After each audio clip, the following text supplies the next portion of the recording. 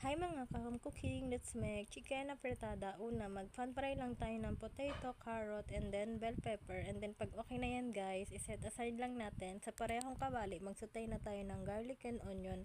And then pag lumabas na aromatic yan guys, add na rin natin yung chicken. And then pan fry lang natin hanggang sa mag light brown.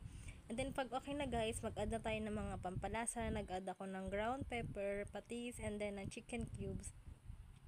And then add na rin natin guys yung tomato paste, and then simmer lang natin hanggang sa kumapit sa chicken yung tomato paste guys.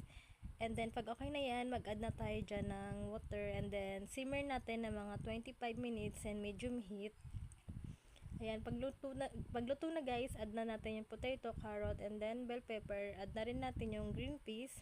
And then nag-add na ko dyan guys ng sugar to balance the taste. And then simmer lang natin ulit ng mga 5 minutes para maluto lang yung carrot and then potato. Ayan, okay na to guys. Thank you for watching. See you on my next cooking vlog.